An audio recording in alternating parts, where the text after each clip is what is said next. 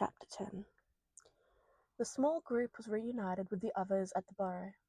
Molly was truly fearful, not because her sons might die, but because she might lose the money they gave her.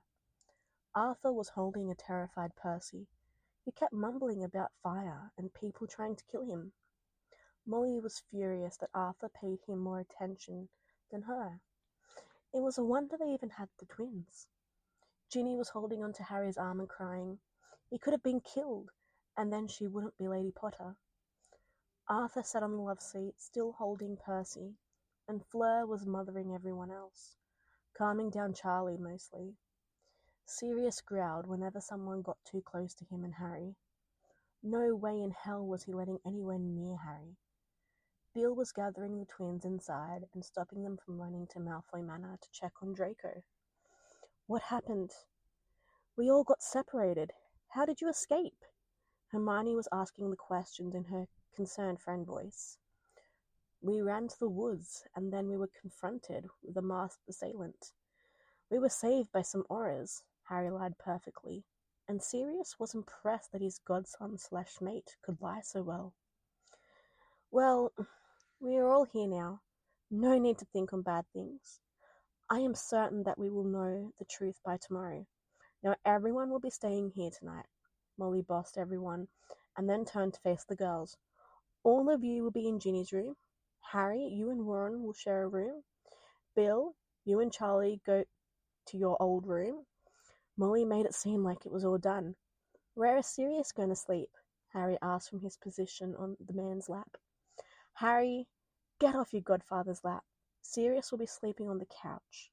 Molly sounded like she had had enough of everyone, and she probably had. "I don't think that Percy should be alone tonight, and maybe it would be better if Harry and Percy shared a room. They shouldn't be left alone for the night, and maybe Charlie could share a room with Ron or Bill," Arthur said, holding a shaking Percy. Even after they had been protected by Barty, Percy still saw much of what happened to some others. And it was chaos. Percy would be plagued by nightmares for a while. "That is a better idea," Sirius agreed, mostly because Percy had the room closest to the living room, and he could sneak in to be with Harry.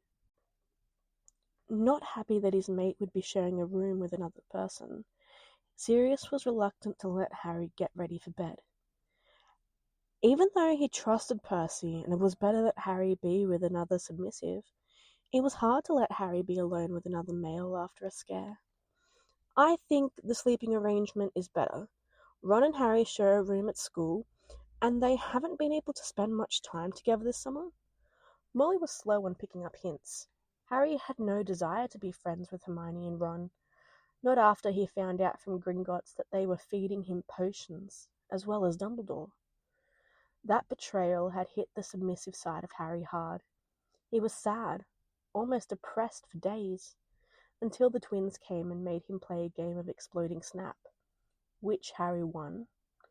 This is better. Ron needs to sleep, and Harry needs to be closer to his godfather in case he has another nightmare. Arthur was firm on this, and Molly realized it was pointless to argue. She would have to up the potion intake. She was making Arthur bend to her wishes using a highly illegal potion given to her by Albus. Bill said goodnight to Fleur by taking her out in the garden and smogging her senseless. Fred and George were in Percy's room claiming they were going to have guys' night, and Charlie decided to join. But Ron wouldn't fit in the room since Bill also would be in there along with Harry. Ron went to his room and sat on his bed. Since when did his brothers like Harry more than him? It was starting to get ridiculous. They would take Harry away from him, and Harry didn't even seem to mind. He enjoyed their company more, at least. That's what it looked like. "Good night, Miney." "Good night, Flem," Ginny said, turning her back on the French girl that stole her oldest brother. "Good night, Geneva. Hermione." Fleur used Ginny's full name, knowing how much she hated it. Downstairs in Percy's room, the guys' night was in full swing. They had butterbeer and all sorts of candy. Even Sirius was impressed. "Welcome to a Weasley Brothers night," the twins said in an announcer's voice at the same time. They were all wearing jumpers the colour of their true Hogwarts house. Bill was red and gold, Charlie was gold and brown, Percy was blue and silver, the twins were silver and green, Harry's was also silver and green. Arthur and Sirius wore jumpers that matched their mates, and Sirius made sure that his mate had on one of the scarves that he had with him. "We should play Truth or Dare as soon as Dad gets down here," Charlie offered, and then thought about how Victor was doing.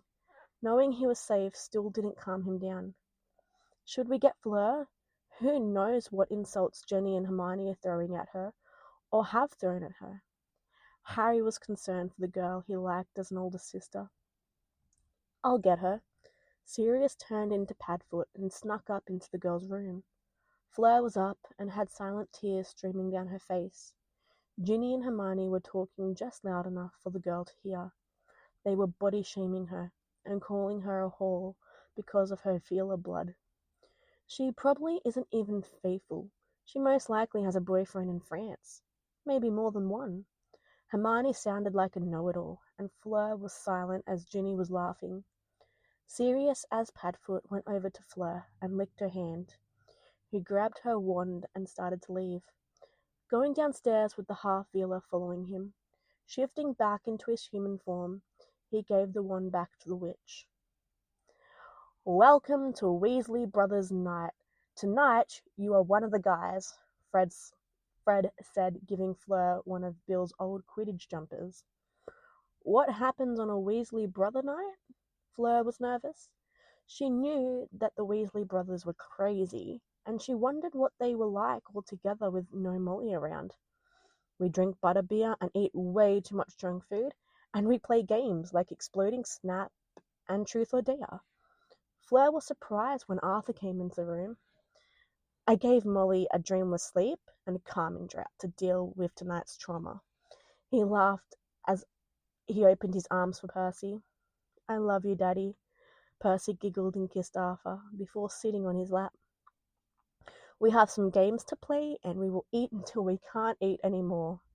Charlie laughed as Harry popped a Bertie Bott's in Sirius's mouth, and it was a bad one. "Pup, that was a bad one," Sirius sounded offended, and that made Harry laugh so hard he started snorting. "Get back here, you brat." Sirius chased Harry around the room. Both were laughing. Everyone else was very happy, because it had been a long time since they had heard Harry laugh like that. Narcissa was putting Draco to sleep after the events at the Quidditch World Cup. "Are you sure you're okay to sleep alone tonight, Draconis?" Narcissa was worried. Draco had met the twins. They were his mates, and it was hard to separate newly found mates. "I wish I could spend tonight with them." Draco was sad and really wanted to be with them. "I will write Sirius in the morning and set up a time for us to meet with your mates and Harry for a whole day." She promised her son, and she would always keep her promises. "Can I write them a letter now? I want to give them a two-way mirror for us to talk." Draco was entering the somewhat depressed state that some submissive went into when separated from their mates. "Sure. They are probably worried about you. Most subs don't do well after a scare, and doms don't do well separated from their subs after a scare." Narcissa hugged her son and got one of the house elves to retrieve a two-way mirror and some parchment. "Write to them and tell them to call you as soon as they open your gift." Narcissa kissed Draco's forehead and then tucked him in. "I love you, Mum," Draco told her after he sent the eagle out with the letter and mirror. "I love you, Draconis." She turned off the light and went to her own room. "Sissa, can we talk to you?" Lucius and Severus were standing in the doorway to the study. "Is something wrong?" "We got a heads up from someone in the ministry. Dolores Umbridge will oversee the resorting, and she has sent us a letter that she wants us to watch Harry Potter. She believes that Dumbledore might try to hurt him." Severus told Narcissa, and she paled. She loved children, and the thought of someone hurting a child made her sick. "Sirius will be the new history professor, as my cousin, Canopius Malfoy. We will say that he has been living in seclusion in one of the French manors. Sirius told his sister, and she smiled. She knew what that name meant. It was another name for the star Sirius. I will be watching him more closely, and according to Draco, Harry will be sorted into Slytherin, so I will be able to protect him. Severus reassured Narcissa. It would be better to watch Harry and keep him safe if he was in Slytherin, because all of them hated Dumbledore and the rest of the Golden Trio.